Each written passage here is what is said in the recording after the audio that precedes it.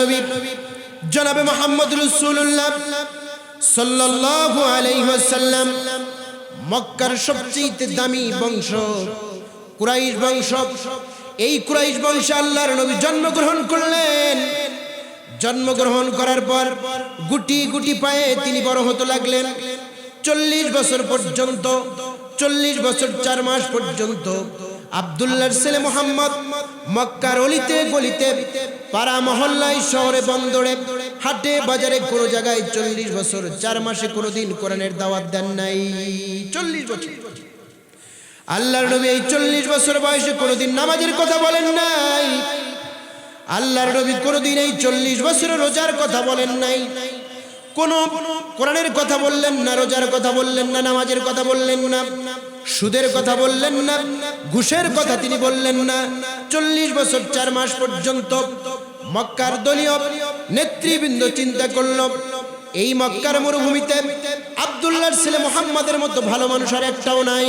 সুবহানাল্লাহ বলেন। আব্দুল্লাহর ছেলে মুহাম্মদ এত ভালো মানুষ, আব্দুল্লাহর ছেলে মুহাম্মদের মতো এত ভালো মানুষ মক্কার জমির আর একটাও নাই। এই যে উতবা, সাইবা, মুগিরা, আবু লাহাব, তারা চিন্তা করলো আমাদের অর্থ, আমাদের সম্পদ, আমাদের দিরহাম, আমাদের অর্থ, আমাদের জমির দলিল, এই জিনিসগুলা যদি আমাদের দলের চেয়ারম্যান আবু জেহেলের কাছে রাখি, এটা আমাদের জন্য নিরাপদ না। দলের কিছু লোকজন বলল, তাহলে কার কাছে রাখবা? আমাদের অর্থ, আমাদের সম্পদ আর আমাদের দিরহাম, আমাদের টাকা পয়সাগুলো ওই যে মরুর প্রান্তরে আব্দুল্লাহর ছেলে মুহাম্মদ, তিনি এত ভালো মানুষ, আমাদের অর্থগুলো, আমাদের সম্পদগুলো যদি আব্দুল্লাহর ছেলে মুহাম্মদের কাছে রাখি, আমাদের অর্থ নিরাপদ থাকবে, আমাদের সম্পদ নিরাপদ থাকবে, আমাদের সন্তান পর্যন্ত তার কাছে নিরাপদ থাকবে। সুবহানাল্লাহ। জিনিসপাতি, অর্থ সম্পদ তার কাছে জমা রাখত। তাকে বলা হলো আলামিন, তাকে বলা হলো বিশ্বাসী। প্রাণের ভাইয়ের আমার, তার সম্মান ছিল আকাশচুম্বী পর্যন্ত, তার জনপ্রিয়তা ছিল আকাশচুম্বী পর্যন্ত। এত জনপ্রিয়তা ছিল মুহাম্মদ সাল্লাল্লাহু আলাইহি ওয়াসাল্লামের। প্রাণের ভাইয়ের আমার, তাকে বলা হলো সাদিক, সত্যবাদী। 40 বছর, কত বছর? 40 বছর তার জনপ্রিয়তা ছিল আকাশচুম্বী পর্যন্ত। অর্থ সম্পদ তার কাছে জমা রাখা হতো। 40 বছর 4 মাস পার হলো যেদিন হিরা গুহায় আল্লাহ রাসূল সাল্লাল্লাহু আলাইহি সাল্লামের উপরে কোরআন নাজিল হলো, যেদিন ওই দিন রাসূল করিম সাল্লাল্লাহু আলাইহি সাল্লাম ওই হিরা গুহার পর্বতে দাঁড়িয়ে বললেন, ইয়া আইয়ুহান নাস আমানতু বিল্লাহি, হে পৃথিবীর মানুষ শোনো। ইয়া আইয়ুহান নাস, পৃথিবীর মানুষ শোনো। আমানতু বিল্লাহি, ঈমান আনবা আল্লাহর উপরে, বলেন আল্লাহু আকবার। 40 বছর 4 মাস পর যখন কোরআন নাজিল হলো, রাসূল যখন এই ভাষণ দিলেন, তখন কাফের, মুরতাদ, উতবা, সাইবা, আবু জেহেল সাঙ্গপাঙ্গ তার নামে মিথ্যা অপবাদ দেওয়া শুরু করলো। আব্দুল্লাহর ছেলে মুহাম্মদ একজন ভণ্ড, বলেন নাউজুবিল্লাহ। যে মুহাম্মদ 40 বছর, জন্ম থেকে 40 বছর পর্যন্ত তাকে আলামিন বলা হলো, সাদিক বলা হলো, কিন্তু 40 বছর 4 মাস পর যেদিন কোরআন নাজিল হলো, ওই দিন থেকে আব্দুল্লাহর ছেলে মুহাম্মদের উপরে নির্যাতনের স্টিম রোলার চালানো হলো। শুধু তাই নয়, যে মুহাম্মদকে বলা হলো আলামিন, সেই আলামিনকে মিথ্যাবাদী উপাধি দেওয়া হলো। যে মুহাম্মদকে বলা হলো তিনি সাদিক, সত্যবাদী, যাকে বলা হয় আলামিন, বিশ্বাসী, সেই মুহাম্মদকে নির্যাতন করা হলো। মক্কার কাফের মুরতাদরা নবীজির উপরে নারী ভুঁড়ি চাপিয়ে দিল। শুধু এটা করেই তারা ক্ষান্ত নন, আমার নবীর উপরে স্টিম রোলার চালিয়ে ক্ষান্ত নয়, শিয়াবে আবু তালিবে 3টি বছর কারারুদ্ধ করেছিল। চিল্লা বলেন ঠিক কি? ঠিক না? ঠিক ভাইরা আমার, এটা বলেই তারা ক্ষান্ত হননি। আমার রাসূলের নামে মিথ্যা অপবাদ দেওয়া শুরু হলো। ভাইরা আমার, শুধুমাত্র কোরআন দিয়ে দাওয়াত দেওয়ার কারণে তখন মক্কার কাফেররা বলা বলি শুরু করলো, আব্দুল্লাহর ছেলে মুহাম্মদ এতদিন ছিল লাভের অংশে, আজকে থেকে আব্দুল্লাহর ছেলে মুহাম্মদ লাভে নাই। আব্দুল্লাহর ছেলে মুহাম্মদ আজকে থেকে ক্ষতির জায়গায়, আজকে থেকে আব্দুল্লাহর ছেলে মুহাম্মদ লসের পাল্লায়, বলেন নাউজুবিল্লাহ।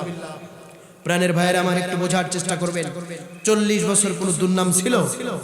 কোরআন নাজিল হওয়ার পর যখন কালেমার দাওয়াত দিলেন, তখন তিনি ভণ্ড, বাটপার, চোর, বদমাশ, জেনাকারিনী এই অপবাদগুলো দেওয়া হলো। আর বলা বলি শুরু করলো আব্দুল্লাহর ছেলে মুহাম্মদ, তিনি এতদিন ছিল লাভের পাল্লায়, আজকের পর থেকে আব্দুল্লাহর ছেলে মুহাম্মদ লসের পাল্লায়। আল্লাহ রাব্বুল আলামিন বললেন, লসে কে আর লাভে কে আমি তোমাদের জানিয়ে দিতে চাই। প্রাণের ভাইরা আমার, মক্কার কাফেররা যখন এই কথা বললেন, আল্লাহ বললেন, ও জিবরাইল, ও জিবরাইল, যা যা যা যা, তাড়াতাড়ি যা। আমার বন্ধুকে বলা হলো আব্দুল্লাহর ছেলে মুহাম্মদ নাকি লসের পাল্লায়, সুতরাং লসের পাল্লাই কে আর ক্ষতির পাল্লাই কে? ও জিবরাইল, যা যা যা যা। এই সূরাটা অবতীর্ণ করে तमाम পৃথিবীর মানুষগুলোকে একটা মেসেজ দিয়ে দে, লসে কারা আর লাভে কারা। চিৎকার মেরে বলেন আল্লাহু আকবার। আল্লাহ রাব্বুল আলামিন বলছেন, ওয়াল আসরি, ওয়াল আসরি, সময়ের কথা। এখানে তিনটা তাফসীর এসেছে। এক নাম্বার হচ্ছে সময়, দুই নাম্বার হচ্ছে আপনার আসরের নামাজ, আর তিন নাম্বার হচ্ছে ইতিহাস। তিনটা তাফসীর এসেছে। তাহলে আল্লাহ বললেন ওয়াল আসরি, সময়ের কথা। বলেন তো, আমরা যে কসম করি, আমরা কসম করব আমাদের চাইতে বড় যিনি, আমাদের চাইতে বড় কে? আল্লাহ। এখন আমরা কসম করি মায়ের কসম, বাবার কসম, সন্তানের কসম, প্রেমিকার কসম। এখন তো ডিজিটাল, যুবকরা বলে, যুবকরা এখন যারা রিলেশন করে, প্রেমিকের মাথায় হাত দিয়ে বলে তোমার কসম, দুধের কসম, মসজিদের কসম, মাহফিলের কসম। মনে রাখবেন, শুধুমাত্র কেবলমাত্র আল্লাহ ব্যতীত পৃথিবীর কোন মাখলুকের নামে কসম করা হারাম। বিষয়টা বুঝতে পারছেন? আপনারা কসম করবেন একমাত্র কেবলমাত্র কার নামে? আল্লাহর নামে। এখন আমাদের চাইতে বড় হচ্ছেন আল্লাহ, এখন আল্লাহর চাইতে বড় যিনি, তার নামে আল্লাহ কসম করবেন। এখন আল্লাহর চাইতে বড় কেউ আছে নাকি? নাউজুবিল্লাহ, কেউ আছে? বলেন, একটু জবাব দেন। আল্লাহর চাইতে বড় কেউ আছে? নাই। তাহলে আল্লাহ কার নামে কসম করবেন? আল্লাহ কার নামে কসম করবেন? আল্লাহ এমনি এমনি কসম করেন নাই, রাগান্বিত হয়ে কষ্ট নিয়ে কসম করেছেন ওয়াল আসরি, সময়ের কসম। প্রাণের ভাইরা আমার, তাহলে আল্লাহ রাব্বুল আলামিন কসম করলেন, আল্লাহ রাব্বুল আলামিন কসম করলেন সময়ের কসম। তাহলে আজকে আমার আলোচ্য বিষয় হলো লাভ লসের খতিয়ান। লাভের পাল্লাই কে কে, লসের পাল্লাই কে কে? প্রাণের ভাইরা আমার, লাভ কাকে বলে? যে ব্যবসা বাণিজ্যের মধ্যে মুনাফা কম, পুঁজি কম, মুনাফা বেশি, মানে টাকা কম, মুনাফা বেশি। 1 লক্ষ টাকা আপনি 1 লক্ষ টাকা দিয়ে ব্যবসা শুরু করেছেন, 1 বছরের মাথায় 2 লক্ষ হয়েছে, এটা লাভ না লস? লাভ। এখন 1 লক্ষ টাকা ইনভেস্ট করলেন, কিন্তু 1 বছর পর 1 লক্ষ টাকা তো লাভের দূরের কথা, যে টাকা ইনভেস্ট করেছেন পুরাটাই লস। তাহলে পুরাটাই লস না? 1 লক্ষ টাকার মধ্যে 10,000 টাকা লস, লস কি লস না? লস। কিন্তু 1 লক্ষ টাকা দিয়ে বিজনেস করলে আরো 1 লাখ বাড়বে, 50,000 বাড়বে, এটা হচ্ছে লাভ। বিষয়টা বুঝতে পারছেন তো? প্রাণের ভাইরা আমার, তাহলে আল্লাহ রাব্বুল আলামিন কসম করলেন, সময়ের কসম করলেন। প্রাণের ভাইরা আমার, কারণ এই পৃথিবীতে সবচাইতে দামি জিনিস আল্লাহর কাছে হলো সময়।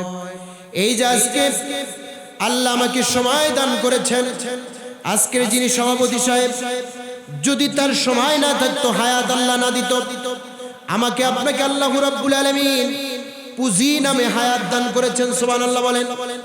এই পুঁজি নামক হায়াতের জন্য আপনি চেয়ারম্যানের কাছে দরখাস্ত করেন নাই, পীরের কাছে দরখাস্ত করেন নাই, আমার কাছে দরখাস্ত করেন নাই, আল্লাহর কাছে কোনোদিন দরখাস্ত করেন নাই, কিন্তু আল্লাহ রাব্বুল আলামিন পুঁজি নামক সময় দিয়েছেন। আজকের যিনি সভাপতি, উনি যদি আজকে মারা যেত সকালবেলা, উনি কি আজকের মাহফিলের সভাপতি হতে পারতো? কথা বলবেন, হতে পারতো? আমি আজকে বিশেষ মুবাচ্ছি, রব্বি করিম যদি আমার সময় না দিত, হায়াত না দিত, আমি আপনাদের সামনে বক্তৃতা করতে পারতাম না। আজকের যিনি প্রধান অতিথি, যদি হায়াত না থাকতো তিনি আজকের মাহফিলের প্রধান অতিথি হতে পারতেন না। আপনার শ্রোতা, যদি এই হায়াত নামক পুঁজি আপনাদের না থাকতো আজকের এই মাহফিলে কিন্তু আপনারা আসতে পারতেন না। প্রাণের ভাইরা আমার, তাহলে আল্লাহ রাব্বুল আলামিন মানুষের জীবনের সবচেয়ে দামি জিনিস সেটা হচ্ছে হায়াত নামক পুঁজি। রব্বি কারীম আল্লাহ রাব্বুল আলামিন সে কারণেই সময়ের কসম করেছেন। সময়ের কসম, এই যে সময়ের কসম আল্লাহ করলেন প্রাণের ভাইরা আমার, তাহলে আসুন এই সময়ের কসম করে আল্লাহ কি বললেন একটু শোনার চেষ্টা করবো ইনশাআল্লাহ। প্রাণের ভাইরা আমার, তাহলে আল্লাহ রাব্বুল আলামিন বললেন, গোলাম রে, তোমাকে আমি সময় দিয়েছি 50 বছর। এখানে কারো 40 বছর, কারো 30 বছর। পিছনের যুবক ভাইরা তাদের বয়স 24, কারো বছর 25, কারো 30, আমার 32, সভাপতি সাহেবের মনে হয় 50 কিংবা 55 এরকম হবে। এই যে 50 বছর, এখন সভাপতি মহোদয় গভীর রজনী বাড়িতে গেল, যাওয়ার পর ঘুমিয়ে পড়ল। সূর্যটা দেখার, সূর্যটা নাও দেখার ভাগ্য তার কপালে থাকতে পারে। সকালবেলা তিনি যদি মরে যায়, মসজিদের মাইকে এলান হয়ে যাবে, আমার কাছে যখন আসবে আমি চিন্তা করবো, হারে কালকে মাহফিলে প্যান্ডেলে বক্তৃতা করলাম, পাশেই বসা ছিল, রাত্রে বাড়িতে গেল, আল্লাহ রাব্বুল আলামিন তার জিম্মায় নিয়ে গেছেন, তার সময় শেষ হয়ে গেছে, তার বয়স ছিল 50 বছর। বলেন কত বছর? এই 50 বছর বয়স আল্লাহ রাব্বুল আলামিন পুঁজি দিলেন। ও পৃথিবীর গোলাম শোনো, কাউকে 40, কাউকে 50, কাউকে 80, কাউকে 100 বছর, কাউকে 30 বছর আমি পুঁজি দিয়েছি, সময়ের পুঁজি। তোমার এই 50 বছরের পুঁজি যদি তুমি আমার কাজে লাগাও, আমার কাজে ইনভেস্ট করো, এই 50 বছরের পুঁজি যদি আমার কাজে তুমি লাগাও, আমি তোমাকে লাভ হিসাবে 50 বছর লাগিয়েছো। এখন আমার প্রশ্ন হলো আপনাদের কাছে, আল্লাহ রাব্বুল আলামিন সভাপতি সাহেবকে 50 বছর হায়াত দিয়েছেন, এখন এই 50 বছর আল্লাহর রাস্তায় তিনি ব্যয় করেছেন। মরার পরে আল্লাহ বলল, সভাপতি সাহেব আপনাকে আমি দিয়েছি 50 বছর, এই 50 বছর ইনভেস্ট করেছেন আমার রাস্তায়, আপনাকে আমি 60 বছরের জান্নাত দিলাম। বলেন তো তার কি লস হবে নাকি? তার কি লস হবে নাকি? এখন আমার বয়স 32 বছর, আমি মরার পরে বলল, ও মাওলানা শোন, 32 বছর বয়সে যা আমল করেছিস, এই আমলের পুঁজি দিয়া তোকে আমি 40 বছরের জান্নাত দিলাম। বলেন তো আমার লস আছে নাকি? আমার লাভ আছে। কিন্তু রব্বি কারীম এত দয়ার সাগর, আমার আল্লাহ রাব্বুল আলামিন 10 বছর বেশি দিবেন না, 20 বছর বেশি দিবেন না। রব্বি কারীম तमाम পৃথিবীর গোলামদেরকে ডাক দিয়ে বলে, ও গোলাম, সময় নামক যে পুঁজি আমি তোকে দিয়েছি, আর যে পুঁজির কসম আমি করলাম, 40 বছর বয়স তোর, মারা গেছিস 50, মারা গেছিস 60, মারা গেছিস, তোর এই 40 বছর, 30 বছর, 50 বছরের পুঁজি যদি আমি আল্লাহর রাস্তায় লাগাস, আমি আল্লাহ রাব্বুল আলামিন একদিনের জন্য নয়, 40 বছরের জন্য নয়, 50 বছরের জন্য নয়, আমি আল্লাহ রাব্বুল আলামিন এতটা ইনভেস্ট, এতটা মুনাফা তোকে আমি দিব গোলাম রে। 50 বছর আমার রাস্তায় ব্যয় করেছিস, ওই 50 বছরের বদলতে যার শুরু আছে শেষ নাই, অনন্তকাল আমি আল্লাহ রাব্বুল আলামিন তোকে জান্নাত দান করব। সুবহানাল্লাহ। তাহলে আমরা ইনভেস্ট করব আমাদের এই বয়সগুলো, আমাদের এই সময়গুলো। যুবক বসো। এই যে 40 বছর 50 বছর আমরা ইনভেস্ট করব কার জন্য? আল্লাহর জন্য। আর আল্লাহ আমাদেরকে এই 40 বছরের বিনিময়ে জান্নাত দিবেন অনন্তকাল, ঠিক কিনা বলেন প্রাণের ভাইরা আমার? তাহলে আসুন, আল্লাহ কসম করলেন সবচেয়ে গুরুত্বপূর্ণ, সেটা হচ্ছে কি? সময়। সময় বড় দামি জিনিস প্রাণের ভাইরা আমার। আসুন তাহলে আমরা এখন আলোচনার মেইন পয়েন্টে যেতে চাই। তাহলে আল্লাহ কসম করলেন সময়। আমরা আমাদের এই সময়গুলো আমাদের জন্য পুঁজি, আমরা ইনভেস্ট করব কার রাস্তায়? আল্লাহর রাস্তায়। এখন আসুন, এখন আল্লাহ রাব্বুল আলামিন দ্বিতীয় আয়াতে কি বলছেন? ইন্নাল ইনসানা লাফি খুসর। পৃথিবীর সমস্ত মানুষ, পৃথিবীর সমস্ত মানুষ ক্ষতির মধ্যে। কিসের মধ্যে? ক্ষতির মধ্যে। ভাইরা আমার, শান্তি আসে না। কারণ সবাই বলে লস, সবাই বলে অশান্তি। কেন শান্তি নাই? একটা গল্প বলতে চাই, যদি আপনাদের অনুমতি পাই। বলতে দিবেন তো? ভাইরা আমার, এই এলাকার একজন সাধারণ মানুষ, মনে করেন আমাদের সভাপতি মহোদয়, রাগ করবেন নাকি? আপনাকে উদাহরণটা দিন। আমাদের সভাপতি মহোদয়ের একটা সুন্দরী মেয়ে আছে। কি আছে? সুন্দরী মেয়ে। গল্পটা একটু বোঝার চেষ্টা করবেন। সভাপতি সাহেবের একটা সুন্দরী মেয়ে আছে। সভাপতি সাহেবের এলাকার যে বাজার আছে, এই বাজারে তার একটা মুদি দোকান আছে। কি দোকান আছে? মুদি দোকান। একা একা তার এই দোকান করতে কষ্ট হয়।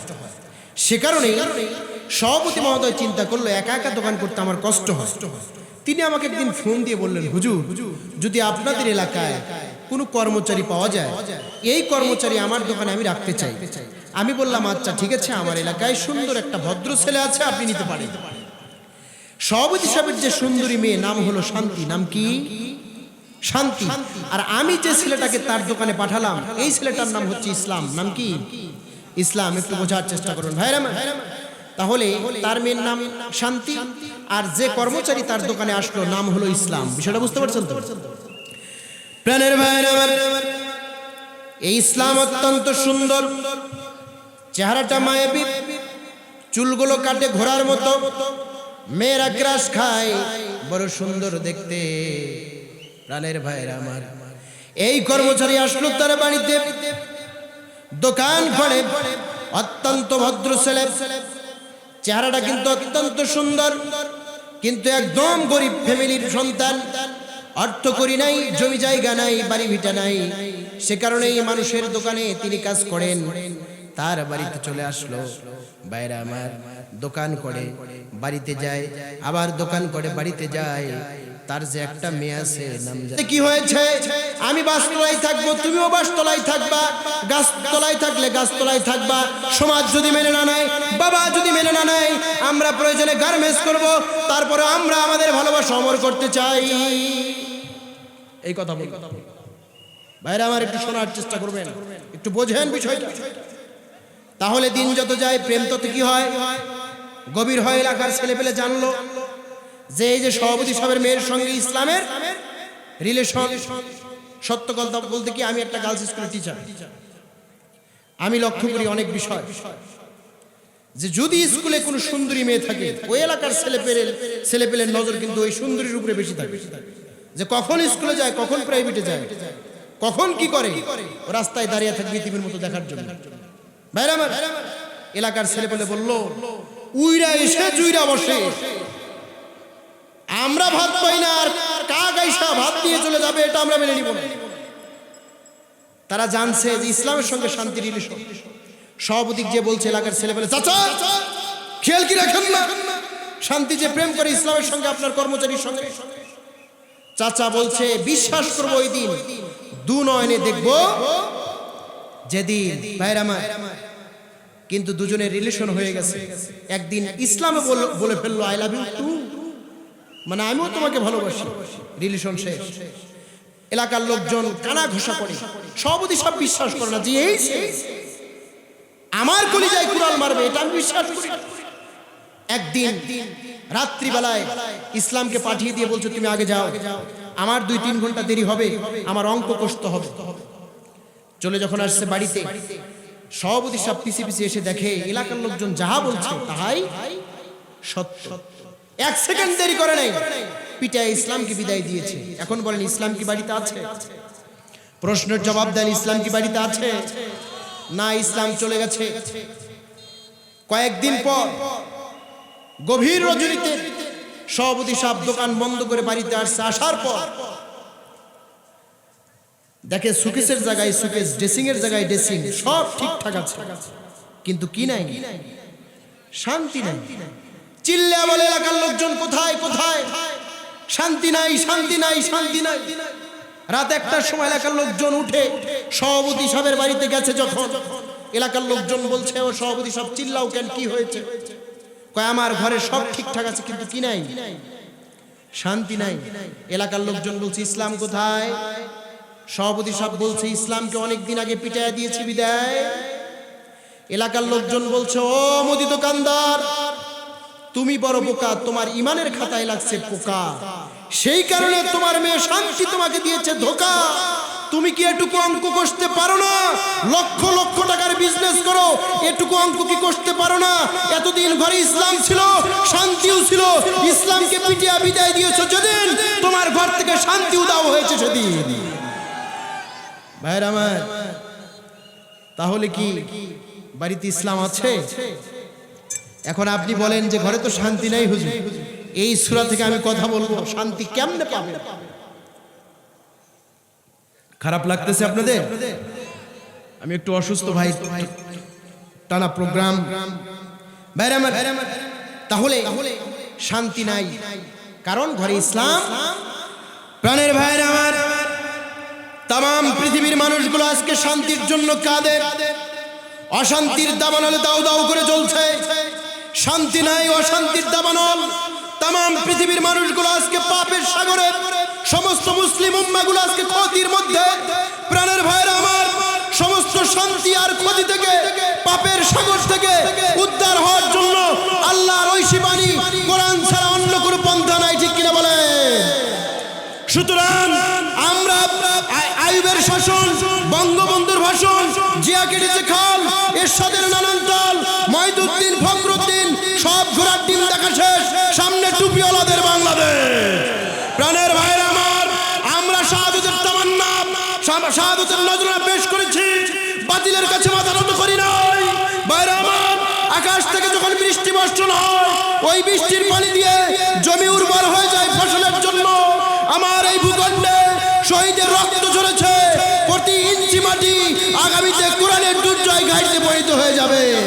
প্রাণের ভাইরা আমার, মনে রাখতে হবে, আমার দেশের প্রতিটি বিশ্ববিদ্যালয় কোরআনের দুর্জয় ঘাটিতে পরিণত হয়ে গেছে।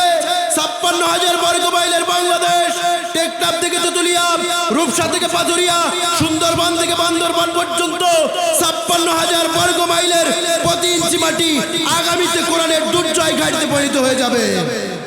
এই কোরআনের দুর্জয় ঘাটিতে পরিণত হওয়ার জন্য বুকের তপ্ত রক্ত জমিনে ঢেলে দিয়ে আল্লাহর কোরআনের পক্ষে আছো যারা যারা, দুহাত তুলে আল্লাহকে দেখায় দাও তারা তারা।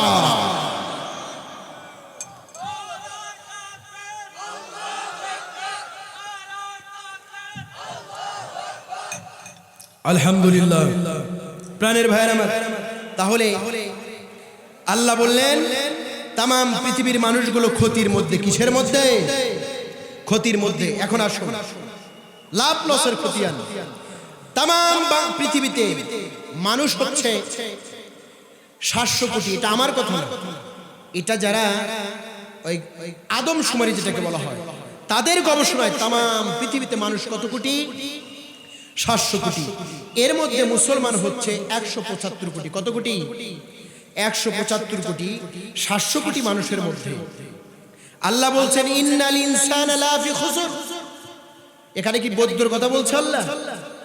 হিন্দু, পৌত্তলিক, সমস্ত মানুষেরা ক্ষতির সাগরে হাবুডুবু খাচ্ছে। তাহলে ৭০০ কোটি মানুষের একটু অঙ্ক মিলিয়ে নেন। ৭০০ কোটি মানুষের ভিতর থেকে ১৭৫ কোটি আমরা মুসলমান, আর বাকি ৫২৫ কোটি তারা এখনো ঈমান আনে নাই। তার মানে ক্ষতির মধ্যে আছে কত কোটি? ৫২৫ কোটি। ৫২৫ কোটি ক্ষতির মধ্যে আছে। ভাইরা আমার, এই ক্ষতির মধ্যে এখন আছে পৃথিবীর সবচেয়ে বড় শাসক ডোনাল্ড ট্রাম্প, যার ইশারায় তাম পৃথিবী চলে। এই ক্ষতির মধ্যে আছে রাশিয়ার প্রধানমন্ত্রী। এই ক্ষতির মধ্যে আছে পৃথিবীর সবচেয়ে বড় ধনী বিল গেটস। এটা অনেকে বিশ্বাস করবে না যে বিল গেটস কেমন ক্ষতির মধ্যে আছে। তিনিও ক্ষতির মধ্যে আছে। কথা কার? ইন্নাল ইনসানা লাফি খুসর। তিনিও ক্ষতির মধ্যে অবস্থান করছেন। তাহলে আমরাও ক্ষতির মধ্যে আছি, ঠিক কিনা বলেন? এখন এই ক্ষতির সাগরে আমরা হাবুডুবু খাচ্ছি, এখান থেকে ওঠার দরকার আছে না নাই? তাহলে আল্লাহ রাব্বুল আলামিন এই সূরার মধ্যে কি মেসেজ দিলেন?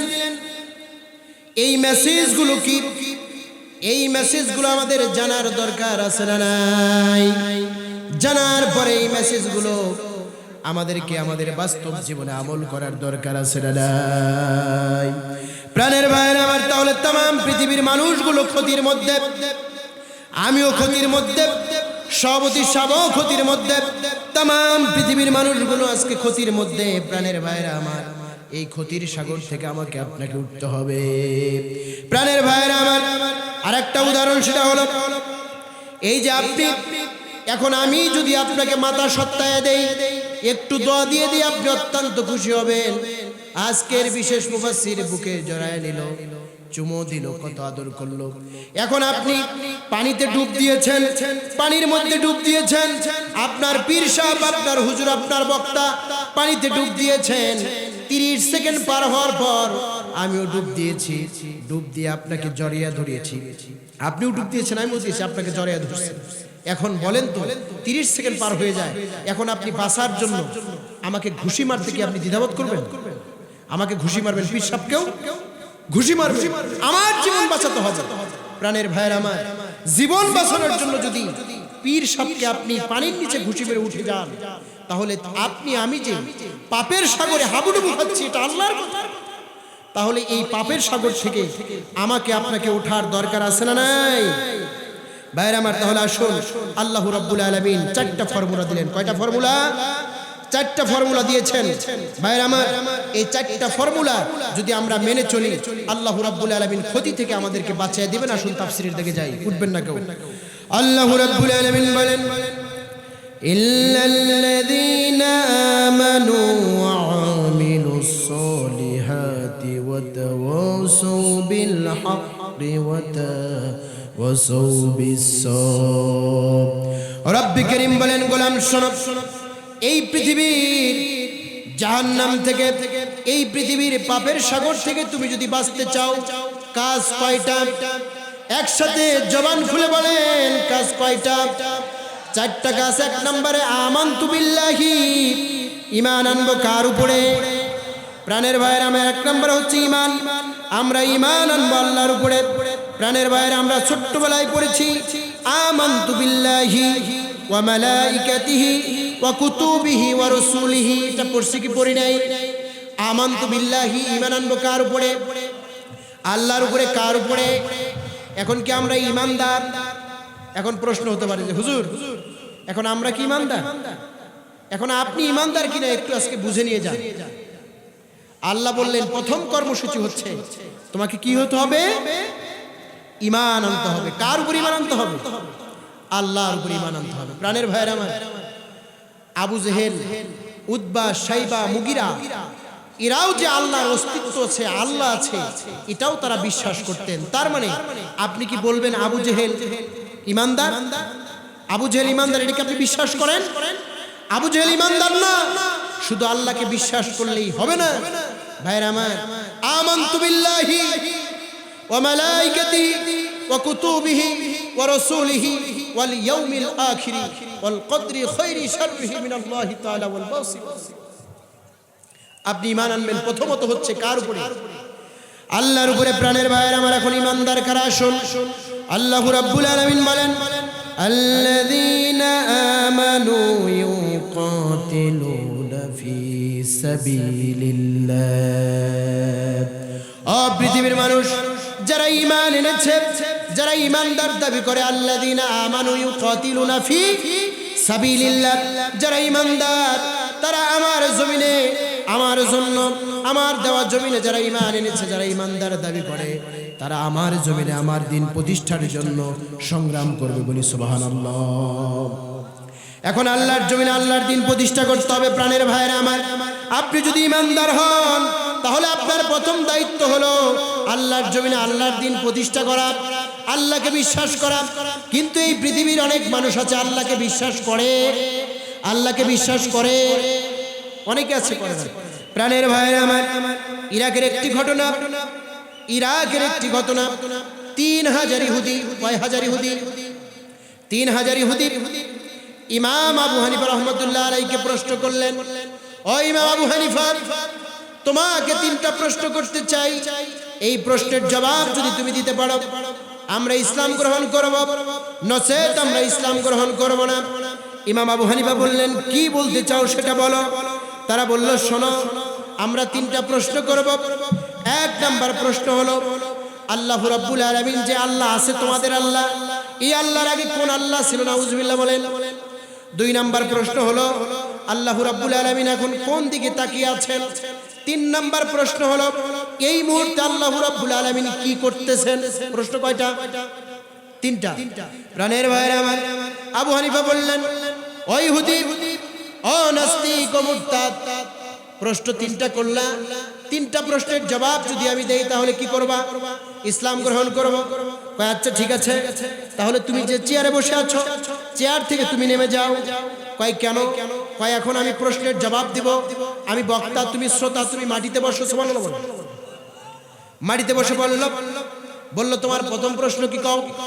কয় তোমার আল্লাহর আগে কোন আল্লাহ ছিল? ইমাম আবু হানিফা বলে, ও নাস্তিক, তুমি কি এক বিশ্বাস করো? কয় করি। একের পরে কত? দুই, তারপরে তিন, তারপরে চার, তারপরে পাঁচ, তারপরে ছয়, তারপরে সাত, তারপরে আট, তারপরে নয়, তারপরে 10। ইমাম আবু হানিফা বলে, ও নাস্তিক, তাহলে এই একটা আমাকে দিয়ে দাও। এক দিয়ে তুমি এখন দুই গোনা শুরু করো। কয় এক না থাকলে তো দুইয়ের কোনো মূল্যই নাই, আছে নাকি? এখন একের পরে যদি আমি শূন্য দেই, শূন্য এক, ওই একের কোনো মূল্য আছে? দুইয়ের আগে যদি শূন্য দেই, ওই শূন্যের কোনো মূল্য আছে? কোনো মূল্য নাই। বলছে এক ছাড়া যেমন দুই হয় না, তেমনি আমার আল্লাহ এক একক, তিনি একক, তিনি একক, তিনি দুই হতে পারেন না। বলেন সুবহানাল্লাহ। দুই নাম্বার প্রশ্ন হলো, তোমার আল্লাহ এখন কোন দিকে তাকিয়ে আছেন? আবু হানিফা বললেন, একটা মোমবাতি নিয়ে আসো। মোমবাতি নিয়ে আসা হলো, জ্বালিয়ে দেওয়া হলো। জ্বালিয়ে দেওয়ার পর মোমবাতি জ্বলছে মিটিমিটি। আবু হানিফা বলছে, ও নাস্তিক, মোমবাতির আলোগুলো কোন দিকে যায়? বলছে চারো সাইডে মোমবাতির আলোগুলো যায়। ইমাম আবু হানিফা বলছে, যেহেতু একটা সাধারণ মোমবাতির আলো যদি চারো সাইডে যায়, এই যে ভাউলের আলোটা চারোদিকে ছড়ায়, ভাউল তৈরি করলেন মানুষ, মেধা দিলেন আল্লাহ, সুতরাং একটা মোমবাতির আলো যদি চারো সাইডে বিস্তার লাভ করে, আমার আল্লাহ রাব্বুল আলামিন এমন আল্লাহ, তিনি তামাম পৃথিবীতে এখন কি হচ্ছে সব দেখতেছেন। সুবহানাল্লাহ। তিন নাম্বার প্রশ্ন, তোমার আল্লাহ এই মুহূর্তে কি করলেন? ইমাম আবু হানিফা বললেন, এই মুহূর্তে আমার আল্লাহ তোমার চেয়ার থেকে তোমাকে ঘাড় ধরে নামায়া দিয়া আমি ইমাম আবু হানিফা রাহমাতুল্লাহ আলাইকে তোমার চেয়ারে বসিয়েছে। সুবহানাল্লাহ। 3000 ইহুদি কালেমা পড়ে মুসলমান হয়ে গেল। বলেন সুবহানাল্লাহ।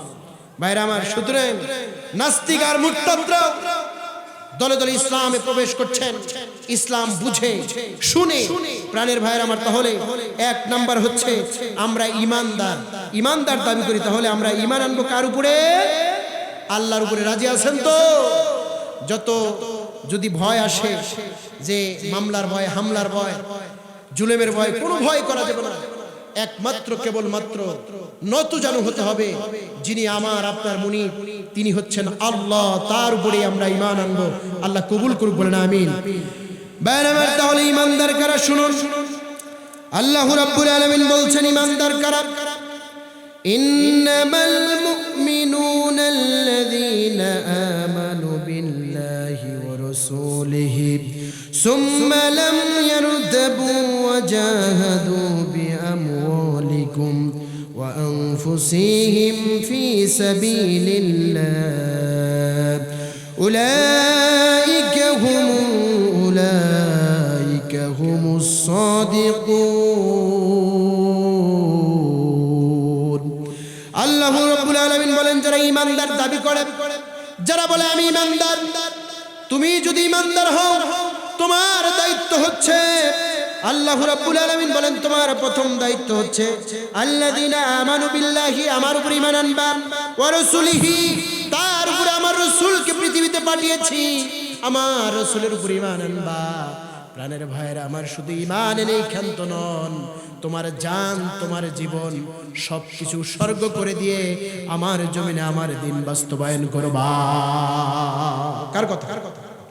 এখন আপনি বলেন হুজুর আমি তো ইমানদার, কিন্তু শুধু নামাজ আর হজ আর যাকাত এগুলো দিয়ে ইসলাম আসে নাই। প্রাণের ভাইরা আমার, যদি এদেশের সমস্ত ইমানদাররা ঐক্যবদ্ধ হয় আর আল্লাহর কোরআনকে যদি সংসদ পর্যন্ত নিয়ে যায় আর আল্লাহর কোরআন দিয়ে যদি সমাজ পরিচালিত হয়, সমাজ চলে, তাহলে বলেন তো দেখি নামাজের কথা বলার দরকার আছে, সুদের কথা বলার দরকার আছে? কিন্তু একটাই কাজ, সেটা হলো মেন জায়গায় আমাদের কোরআনটা নিতে হবে। কিন্তু আমরা ইমানদার দাবি করি, নামাজ পড়ি, রোজা রাখি, দাড়ি আছে, টুপি আছে, কিন্তু আল্লাহর জমিনে আল্লাহর দিন প্রতিষ্ঠা হোক, এটা আমরা ইমানদাররা চাই না। ঠিক কিনা বলেন? আল্লাহ রাব্বুল আলামিন বলছেন, গোলাম শোনো, ইন্নাল্লাযীনা ক্বালু রাব্বুনাল্লাহু সুম্মা ইসতাকামু তাতানাজ্জালু আলাইহিমুল মালাইকাতু আল্লা তাখাফু ওয়া লা তাহজানু ওয়াবশিরু বিল জান্নাতিল্লাতী কুনতুম তুআদুন। আল্লাহ রাব্বুল আলামিন বলেন, গোলাম,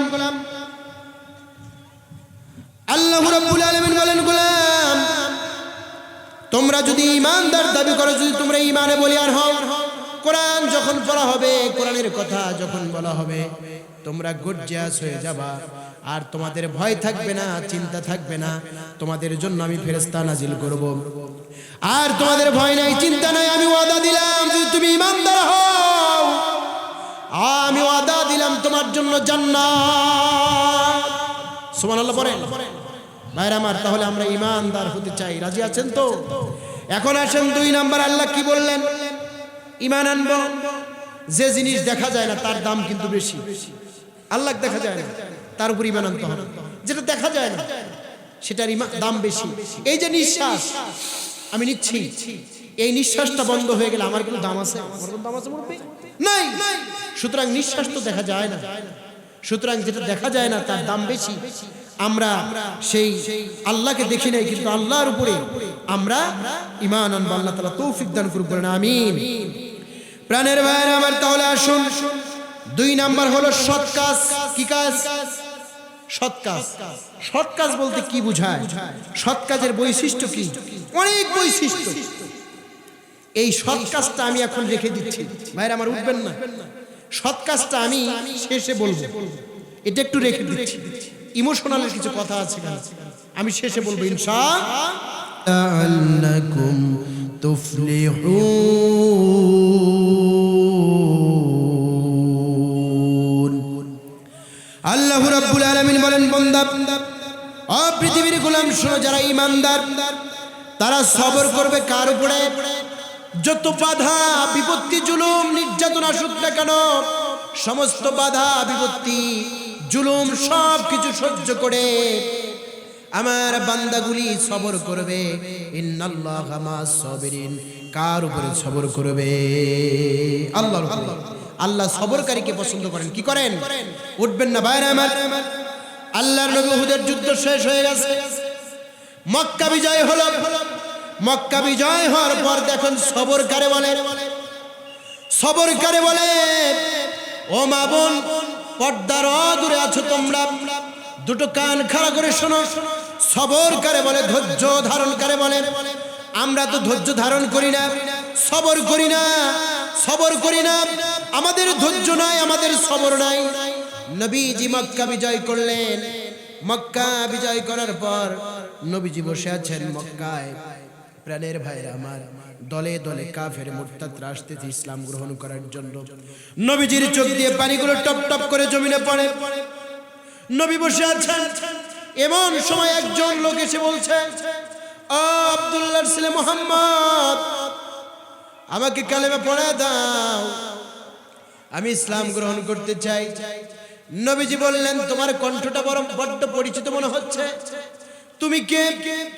তুমি কে? তুমি কে? লোকটা বলল, ও আব্দুল্লাহর ছেলে মুহাম্মদ, আমি হলাম অসি। নবীজির চোখ দিয়ে পানিগুলো জমিনে পড়ে আর বলে, অসি রে, তুমি কেন এসেছো আমার কাছে? বলছি, ইয়া রাসূলুল্লাহ, ইয়া হাবিবাল্লাহ, আপনি দয়ার সাগর, আপনি এত ভালো মানুষ। যদি আগে জানতাম, কত বছর আগে এই কালেমা গ্রহণ করতাম। বুঝতে পারি নাই মক্কা বিজয় হয়ে গেছে। ও নবী, আমাকে কালেমা পড়ে মুসলমান বানায় দেন। নবীজি বললেন, ও আশিরে, আমার চোখের সামনে থেকে চলে যা। তুই আমার চোখের সামনে থাকলে উহুদের কথা মনে পড়ে যায়। উহুদের প্রান্তরে আমার চাচা হামজা যুদ্ধ করছিল। যুদ্ধ করতে করতে ক্লান্ত হয়ে গেল, আমার দান শহীদ হয়ে গেল। জমিনে লুটিয়ে পড়লাম। আমার চাচা যুদ্ধের দামামা বাজিয়ে চলছে। কে জানি বলল মোহাম্মদ নাই, কে জানি বলল মোহাম্মদ নাই, মোহাম্মদ শহীদ হয়ে গেছে। আমার চাচারা গান্বিত হয়ে গেলেন, যুদ্ধের দামামা বাজানো শুরু করলেন। ও আসিফ, আমার চাচা যখন যুদ্ধের দামামা চালালো, আমার ওই চাচার কলিজাটা, বুকটা চিরে কলিজাটা বের করেছিস। কলিজাটা বের করে ক্ষান্ত হস নাই। ওই কলিজাটা, আমার চাচার কলিজাটা এইভাবে ধরে চিবিয়ে চিবিয়ে তুই খেয়েছিলি। আমার চাচা ওই দিন চোখের পানি ছেড়ে দিয়ে বলেছিল, আর যে মানুষটা তাম পৃথিবীর মানুষের ভালো করার জন্য আসছে, আমার ভাতিজা আব্দুল্লাহর ছেলে মোহাম্মদ, জন্মের আগেই তার বাবার মুখ দেখে নাই, জন্মের পর মায়ের দুধ পান করতে পারে নাই, দাদাকে হারালো, চাচাকে হারালো। আমি লালন পালনের দায়িত্ব নিলাম, আমার সাথে থাকে, আমার সঙ্গী সাথী হয়ে থাকে। আজ থেকে আমার ভাতিজাকে কে দেখবে, মোহাম্মদকে কে দেখবে? নবীজি বলেন, অশিরে, আমার ওই খেয়ালটা যখন আমার চোখের সামনে ভাসে, কলিজাটা ক্ষত বিক্ষত হয়ে যায়। চাচার কলিজা বের হয়ে গেছে। ওই মুহূর্তেও বলে, আমি নাই, আমি যদি হামজা না থাকি, আমার ভাতিজা মোহাম্মদকে কে দেখবে? ইতিম মোহাম্মদকে কে দেখবে? আমি নাই। ও আশিরে, ওই দিন আমার চাচা এত কেঁদেছে, এত কেঁদেছে, আমার কথা স্মরণ করেছে। ওই দিন আমার চাচাকে রক্ষা দেশ নাই, আমার চাচাকে ছাড়িস নাই, আমার চাচার কলিজা বের করলি। যে মানুষটা এত আগলে রেখেছিল আমাকে, আমি আমার বাবার ভালোবাসা পাইলাম না, মায়ের ভালোবাসা পাইলাম না, কারো ভালোবাসা পাইলাম না, জুলুম নির্যাতনের শিকার হয়েছে। আজকে আমার সময় এসেছে, আজকে আমি মক্কার প্রেসিডেন্ট, এসে বলছিস মাফ করে দেন। কিন্তু ইতিহাস মনে পড়ে যায়, আমার সঙ্গী সাথী আমার চাচা হামজার কলিজা বের করে চিবিয়ে চিবিয়ে তুই খেয়েছিলি সে অসি। প্রাণের ভাইয়ের আমার, নবীজি বললেন, অসি, যেহেতু এসেছো, কালেমা পড়ে মুসলমান হয়ে যাও।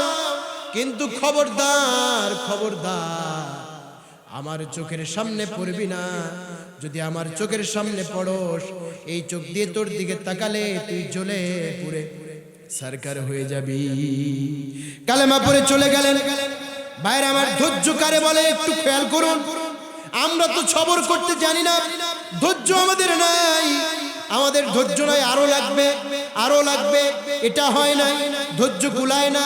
প্রাণের ভাইরা আমার, তারপরে একজন ব্যক্তি আসলে ইসলাম গ্রহণ করার জন্য, মাথায় ঘুমটা, এইভাবে ঘুমটা দেওয়া। প্রাণের ভাইরা এরকম ঘুমটা দিয়ে আসছে।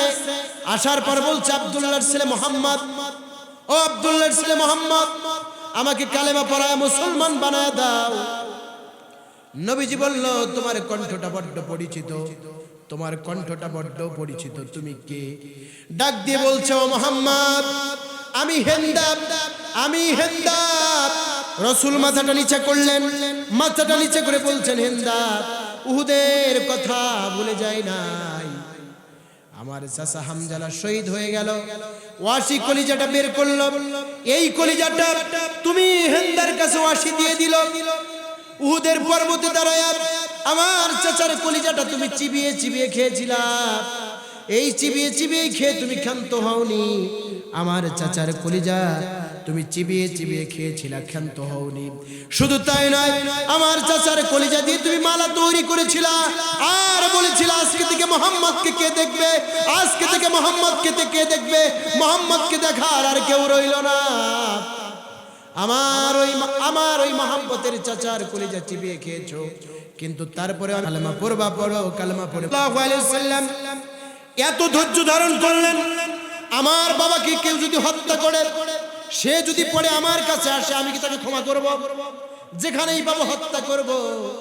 কিন্তু মহব্বতের মানুষগুলোকে, আল্লাহ রাসূলের মহব্বতের মানুষগুলোকে এক এক করে হত্যা করেছে। তারপরে আমার নবীজি ধৈর্য ধারণ করেছে, সবর করেছে। কার উপরে? আল্লাহর উপরে।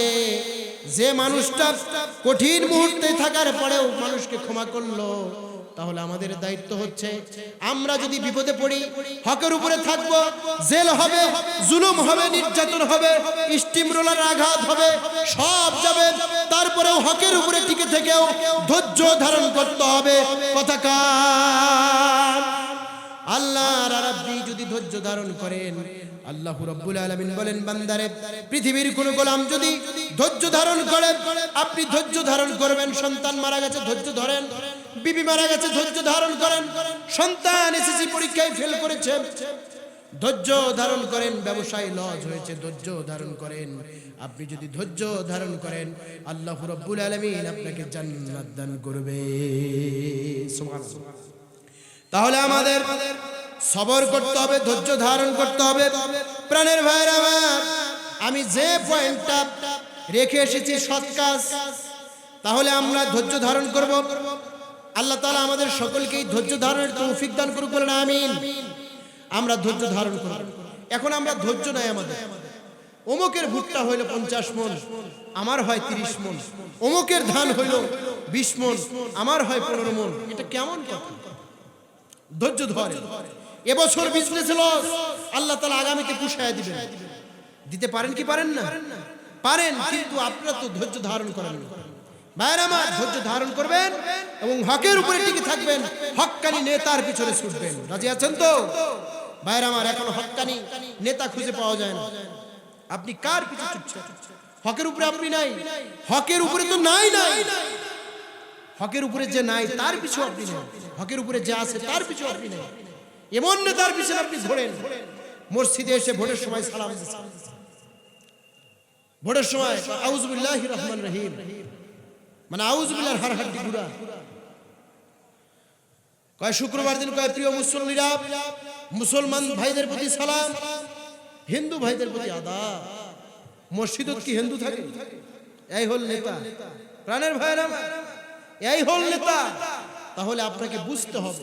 এখন আপনি যদি না বোঝেন সূরা আসর, যদি না বোঝেন, তাহলে ভাই আমার কিছু করার নেই। ওই যে ছেলে করছে কামিল পাস, এই এলাকার এক ছেলে কামিল পাস করছে। এই উনি বাবা বসে আছে, ছেলে কামিল পাস। কয়, বাবা তুই 10 মিনিট ওয়াজ কর। আমার বড় আশা, আমি পাশে বসে থাকবো আর তুই ওয়াজ করবি, আমি শুনবো। ছেলে ওয়াজ করতেছে, বলছে আম্মা বাদ। যখনই বলছে আম্মা বাদ, দিছে পাছিলায় গুড়ি পড়ে গেছে। কয়, কি বাবা? স্টেজের লোকজন বললো, কি বাবার কেন গুড়ি দিলেন? কয়, এত পড়াশোনা করাইলাম, মাস্টার ডিগ্রি পাস করাইলাম, হাজার হাজার মানুষের সামনে আজকে বলে আম্মা বাদ। মানে ওর মা কয় বাদ দিন। কতদিন যে কবে এই দুর্মুষা যে আব্বা বাদ, তার মানে মুয়ও বাদ। সুতরাং আসলে আম্মা বাদের শব্দের অর্থ কি, এটা যদি বাবা বুঝতো তাহলে কি গুড়ি দিত? গুড়ি দিত না। আমি কারোর জন্য অনুরোধ করব, আপনারা সকলেই এই সূরাতুল আসরের তাফসীরটা একটু পড়ার চেষ্টা করবেন। আল্লাহ তাআলা আমাদেরকে তৌফিক দান করুন, বলেন আমিন। আল্লাহ কত বড় কথা বলেছেন, হিসাব করেছেন যে পৃথিবীর মানুষগুলো ক্ষতির মধ্যে, তোমরা ক্ষতির মধ্যে আছো। এই ক্ষতি থেকে তোমাদেরকে বাঁচতে হবে। ভাইরা আমার, মনে রাখবেন, যদি কোনো গোয়েন্দা আপনাকে ফোন দিয়ে বলে সাবধানে থাকবি, এই কথা যদি বলে, আপনার ঘুম হবে না। কেন সাবধানে থাকতে বললো? কারণ কেন বললো? আবার আপনি ফোন দিয়েছেন রাত্রে, স্যার কি হয়েছে? যা বলেছি তাই কর, সাবধানে থাকবি। আবার 2 দিন পর আপনার টেনশন, স্যার কি হয়েছে? যা বলেছি তাই কর, সাবধানে থাকবি। প্রাণের ভাইরা আমার, এই ফোন কলের কারণে আপনার ঘুম নাই, তাহলে বলেন তো, আল্লাহ বলেছেন ইন্নাল ইনসানা লাফি খুসর, তাম পৃথিবীর মানুষগুলো পাপের সাগরে, এই সাগর থেকে তোমাদেরকে উঠতে হবে, এই চারটা কাজ করতে হবে।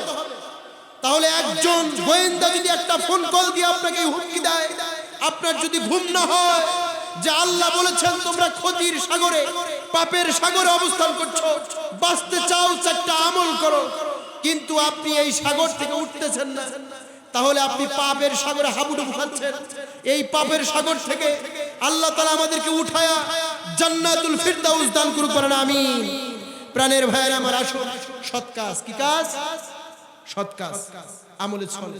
আমি অত ব্যাখ্যায় যাব না, সময় সংকীর্ণ, প্রধান বক্তা চলে আসবে।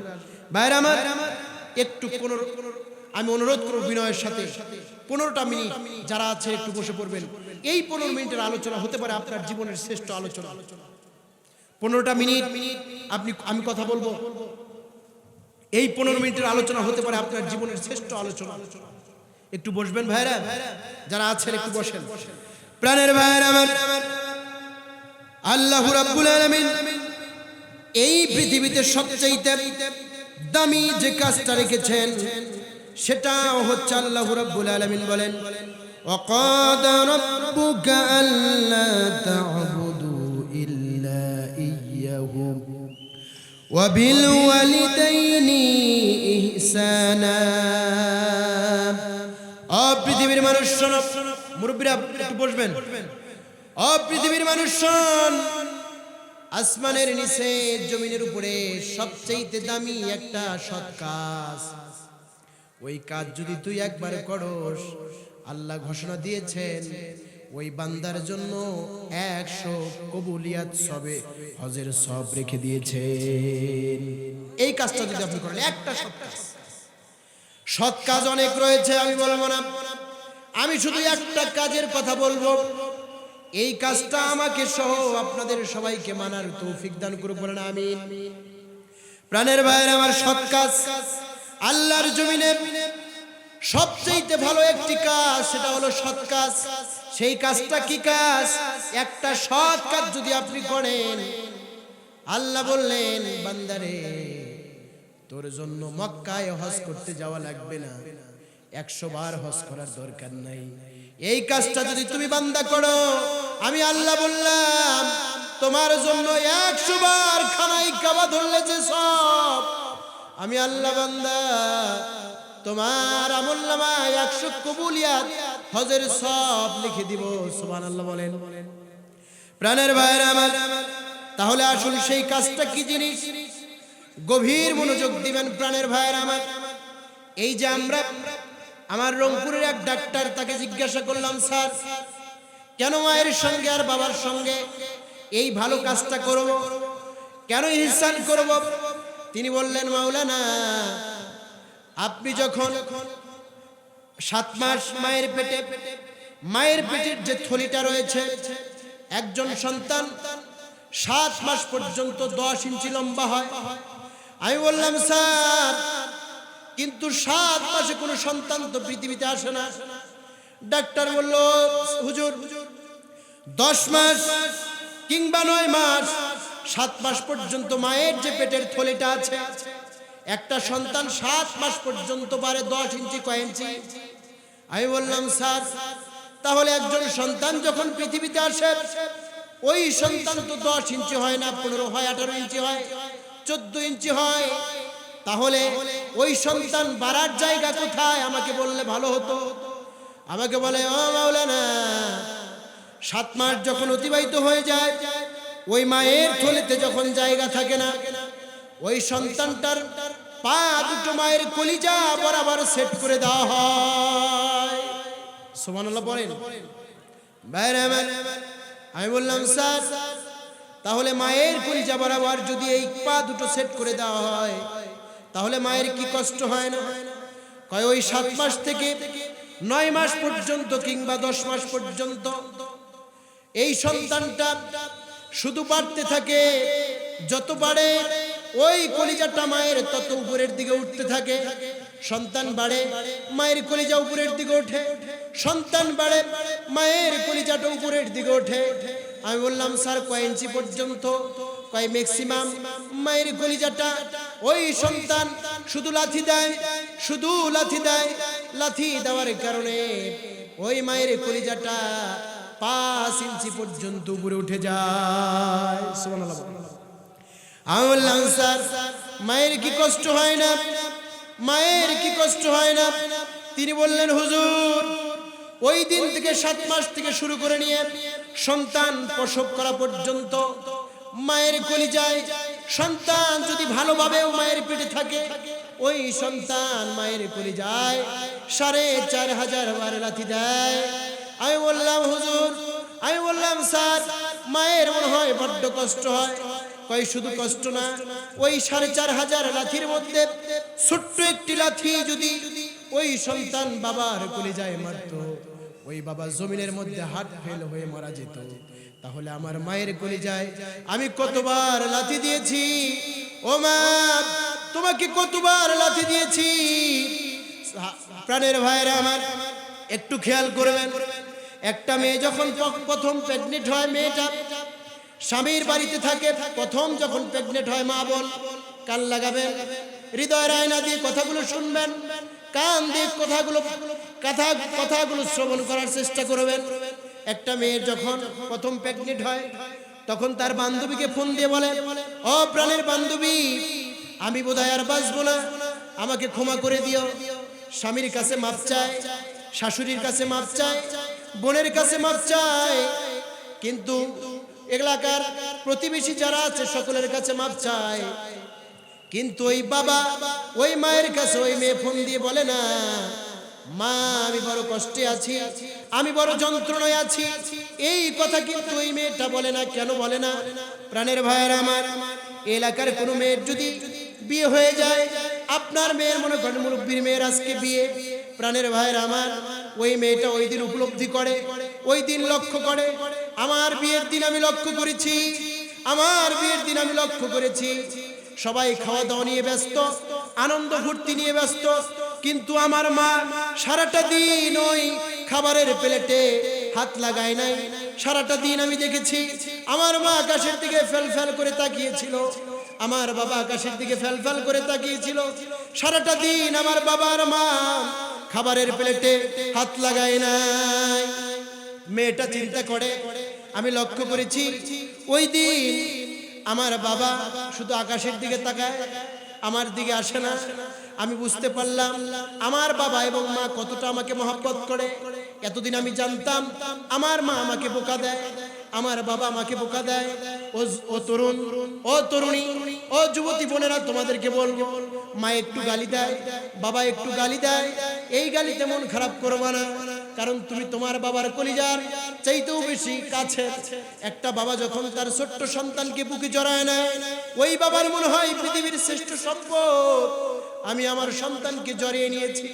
ছোট্ট মেয়েটাকে যখন মা বাবা বুকে জড়ায় নেয়, ওই সময় ওই মায়ের মনে হয়, বাবার মনে হয় পৃথিবীর শ্রেষ্ঠ সম্পদটা আমি আমার বুকে জড়ায় নিয়েছি। মেয়েটা লক্ষ্য করলো আমার বাবা আমার দিকে তাকায় না। মেয়েটা যখন বিদায় হয়ে আসবে, ওই মাটা হাউমাউ করে কাঁদে। কাঁদার পর ছেলেটাকে চেনে না, অচেনা একটা ছেলের হাত ধরে আব্বা বলে ডাক দিয়ে ওই মেয়েটাকে ওই ছেলের হাতে তুলে দেয়। বাবা আসতে চায় না, মেয়েটা চলে যাবে। বাবার বড্ড কষ্ট হয়, কারণ বাবা মেয়ে যদি ভদ্র হয়, নামাজি হয়, ওই মেয়েটা বাবার কাছে হচ্ছে রাজকন্যা। মেয়েটা যদি ভদ্র হয়, আপনারা যারা মেয়ে বিয়ে দিয়েছেন, ওই মেয়েটার হাত ধরে যখন ছেলের কাছে তুলে দেন, মেয়েটা যদি ভদ্র হয়, ওই দিন ওই বাবার কাছে মনে হয় আজকে আমার কিয়ামত। কথা বলেন ঠিক না বেঠি? বাইরে আমার মেয়েটাকে তুলে দেয়, ওই ছেলেটার হাতে আসতে চায় না। মামা চাচা খালু ফুপা বলে আসো মেয়েটাকে তুলে দাও, আসতে চায় না। আকাশের দিকে ফেল ফেল করে তাকিয়ে থাকে, আসতে চায় না। মামা খালা ফুপা তারা নিয়ে আসে, আকাশের দিকে তাকায়, মেয়ের দিকে তাকায় না। প্রাণের ভাইয়ের আমার হাতটা ধরে ওই ছেলের হাতে তুলে দেয়। মেয়েটা ছোট্ট মেয়েটা, ওই মেয়েটা ছোট্টবেলায় বাবাকে জড়ায় ধরে যেমন ভাবে কেঁদেছে, গাড়িতে ওঠার আগে বাবাকে জড়ায় ধরে কান্দে, বাবাও কান্দে। ভাইয়ের আমার বিদায় হয়ে চলে যায়। ওই মেয়েটা গাড়ি থেকে লক্ষ্য করে আমার জনম দুঃখিনী মা, আমার জনম দুঃখিনী বাবা কাটা কবুতরের মতো কান্না করতেছে। মেয়েটার এই দৃশ্যগুলো বাড়িতে মনে পড়ার কারণে ওই মেয়েটা কষ্টের কথা বলে না। যে মেয়েটা সকালে ডিম ছাড়া নাস্তা হয় নাই, স্বামীর বাড়িতে অনেক কষ্ট করে, তারপরেও মাসেও একটা ডিম তার কপালে জোটে না। যে মেয়েটার গোস্ত ছাড়া সপ্তাহে একদিন গোস্ত ছাড়া চলে নাই, স্বামীর বাড়িতে মাসেও একটা হাড্ডি তার কপালে জোটে না, তারপরেও কষ্টের কথা। কিন্তু ওই মেয়েটা তার বাবাকে বলে না, মায়েকে বলে না, শুধুমাত্র কেবলমাত্র যত কষ্ট হোক না কেন স্বামীর বাড়িতে থাকতে হবে, স্বামী তো আমার ভালো। প্রাণের ভাইয়ের আমার, আসুন এই যে আমরা, তাহলে মেয়েটা প্রথম ডেলিভারি সন্তান হবে। ভাইয়েরা আমার, কলিজাটা মায়ের কলিজা বরাবর লাগিয়ে দেওয়া হয়েছে, 4500 লাথি মারা হয়। বিজ্ঞান প্রমাণ করেছেন তার মধ্যে সবচাইতে 3টা বড় লাথি মারা হয়। কয়টা বড় লাথি? 3টা বড় লাথি। প্রাণের ভাইয়েরা আমার, সন্তানটা পৃথিবীতে আসবে, সন্তানটা পৃথিবীতে আসবে, প্রথম লাথিটা মারা হয় মায়ের ডিম্বে। মায়ের ডিম্বে যখন প্রথম লাথিটা মারা হয়, মায়ের ডিম্বের 52টা পর্দা ছিঁড়ে যায়। সুবহানাল্লাহ বলেন। ভাইয়েরা আমার, প্রথম লাথি আমি মারলাম আমার মায়ের কলিজায়। মা কত কষ্ট করেছে একটু ভাবুন। মাগো, আজকে হাজার হাজার মানুষের সামনে বলি তোমাকে বড্ড ভালোবাসি। মায়ের কলিজায় প্রথম লাথি মারলাম, ডিম্বের 52টা পর্দা ছিঁড়ে গেল, রক্তগুলো জমিনে পড়ে মা হাউ মাউ করে চিৎকার মারে। প্রাণের ভাইয়েরা আমার, বিজ্ঞান প্রমাণ করেছেন ওই সময় মা পানি খেতে চায়, যদি ওই সময় সাগরের পানি মাকে দেওয়া হয়, ওই মা মনে হয় সাগরের পানি খেয়ে ফেলবে, কিন্তু তৃষ্ণা মিটবে না। প্রাণের ভাইয়েরা আমার, ডাক্তার বললেন, স্যার দ্বিতীয় লাথিটা যখন আমি মারি, দ্বিতীয় লাথিটা যখন আমি মারি, ভাইয়েরা আমার,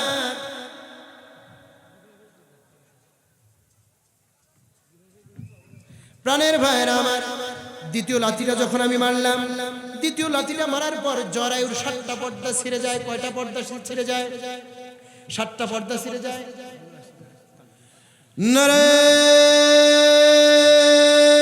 নারায়ে তাকবীর। প্রধান মুফাসসিরের আগমন, এলাকাবাসীর পক্ষ থেকে, বামুনিয়ার পক্ষ থেকে নারায়ে তাকবীর, নারায়ে তাকবীর। প্রাণের ভাইয়েরা আমার, খেয়াল করুন, দ্বিতীয় লাথিটা যখন মারা হয়, মায়ের ডিম্বের কয়টা পর্দা ছিঁড়ে যায়? 7টা পর্দা ছিঁড়ে যায়। মা গগন বিদারী চিৎকার মারে। প্রাণের ভাইয়েরা আমার, ডাক্তার বললেন, স্যার শোনেন। ডাক্তার বলল, হুজুর শোনেন, তৃতীয় লাথিটা যখন আপনি মেরেছেন আপনার মায়ের কলিজায়, ওই তৃতীয় লাথি যখন মারলেন, ওই লাথিটা মায়ের কলিজা বরাবর, পায়ের যে বুড়ি আঙ্গুলটা আছে, ওই আঙ্গুলটা মায়ের কলিজা বরাবর লেগে যায়। প্রাণের ভাইয়েরা আমার, আমি আপনি মায়ের পেটে ছিলাম, তৃতীয় লাথি মারলাম মায়ের কলিজায়, মা গগন বিদারী চিৎকার মারল। 1 বালতি রক্তের স্রোতের মধ্য দিয়ে আমি আপনি পৃথিবীতে আসলাম। আসার পর আমার মুখের ময়লা, শরীরের ময়লাগুলো পরিষ্কার করে দেওয়া হলো। বিজ্ঞান প্রমাণ করলেন মুখের ময়লা, শরীরের ময়লাগুলো পরিষ্কার করে দেওয়া হলো। ওই বাচ্চাটার সমস্ত ময়লাগুলো পরিষ্কার করে দেওয়ার পর বিজ্ঞান বললেন, আমরা মায়ের বুকে মাইক্রোস্কোপ লাগালাম, আর আমরা কানের মধ্যে ধার সেট করলাম। ওই সন্তানটা যখন উম্মা বলে কান্দে, ওই মায়ের কর্ণকহর দিয়ে পৌঁছায়া মায়ের জরায়ুর এবং ডিম্বের 52টা এবং জরায়ুর 7টা পর্দা আল্লাহর পক্ষ থেকে সেলাই হতে থাকে। কিন্তু প্রাণের ভাইয়েরা আমার, বিজ্ঞান বলল সব সেরা ফাটাগুলো সেলাই হয়ে যায়। শেষের যে লাথিটা মায়ের কলিজায় আমি মেরেছি, আপনি মেরেছেন, ওই দাগ কিন্তু মা, ওই দাগটা কিন্তু শুকায় না। সন্তান যখন কাছে থাকে তখন মা ভুলে যায়, সন্তান যখন বাইরে থাকে, সন্তানের বিপদ হলে আল্লাহর পরে যে জানেন তিনি কে। মা ফোন দেন, মা বাবাকে বলে, দেখো আমার বাবুর কি হয়েছে, আমার সন্তানের কি হয়েছে, একটু দেখো। প্রাণের ভাইয়ের আমার, আপনার বিপদ হলে আল্লাহর পরে যিনি জানবেন তিনি কে? মা। সুতরাং মা এবং বাবাকে সর্বোচ্চ সম্মান শ্রদ্ধা করব। যতগুলো সৎ কাজ আছে তার মধ্যে সর্বশ্রেষ্ঠ সৎ কাজ হচ্ছে মা এবং বাবাকে ভালোবাসা। একটু লক্ষ্য করেন ভাইয়ের আমার, আপনি এতগুলা লাথি মেরেছেন, মায়ের ডিম্বর পর্দা ছিঁড়ে ফেলেছেন, জরায়ুর পর্দা ছিঁড়ে ফেলেছেন, কলিজায় আঘাত করেছেন। মা যদি ক্ষমা না করে আপনি কোনোদিন উন্নতি লাভ করতে পারবেন না। বাড়িতে যাবেন, মায়ের পা দুটো জড়িয়ে ধরবেন, মা আপনাকে দোয়া দিয়ে দিবেন। প্রাণের ভাইয়ের আমার, মাহফিলে যখন আসি মা ডাক দিয়ে বলে, সন্তান একটু এদিকে আয়, মাথা সত্তায় দেয়। এই যে আবুজার ভাই যখন আসে মা দাও দেয়, ফোন দিয়ে খোঁজ নেয়। ভাইরা আমার, আপনি যদি রাত 12টা করেন, 1টা করেন, বিবি যদি একবার ফোন দেয়, মা ফোন দেয় 3 বার। বাড়িতে বিবিকে ডাক দিবেন 10 বার, মাকে ডাক দিবেন একবার, মা টের পাবে। সুতরাং আসুন আমরা মাকে ভালোবাসি, বাবাকে ভালোবাসি, মায়ের খেদমত করি, বাবার খেদমত করি। যাদের বাবা নাই, যাদের মা নাই, জনম দুঃখিনী ইতিম হয়ে গেছে, মাকে মা বলে ডাক দিতে পারে না। এখানে মা যার যার নাই একটু হাত তুলে দেখান। মা বাবা যার যার নাই, মাও নাই বাবাও নাই, যাদের নাই, এই যে আমার মা আছে, এদের মা নাই বাবা নাই, বাড়িতে যাওয়ার পর মা বলে ডাক দিতে পারবে না। মাটা বড় মধুর ডাক, আমরা বাড়িতে যাই মাকে ডাক দেই। এই মা যেদিন থাকবে না, এর চাইতে বড় ইতিম পৃথিবীতে আর কেউ হতে পারে না। ভাইয়ের আমার, মাকে ভালোবাসবেন। এত লাথি দিয়েছি তারপরেও মাটা কোনো সময় বরদোয়া দেয় না, এত লাথি দিয়েছি কোনো সময় বাবাটা বরদোয়া দেয় না। ভাইয়ের আমার, সুতরাং আসুন আল্লাহ তাআলা যাতে করে আমাদের এই 4টা আমলের উপরে আমাদের জীবন বাস্তবায়ন করায়, বলেন আমিন। আপনারা সকলেই আমার জন্য দোয়া করবেন। আমি পার্শ্ববর্তী ডিমলা উপজেলার সন্তান, আমার জন্য দোয়া করবেন। আল্লাহ তাআলা যাতে করে কোরআনের জন্য, ইসলামের জন্য আমার জীবনটা কবুল করেন, বলেন আমিন।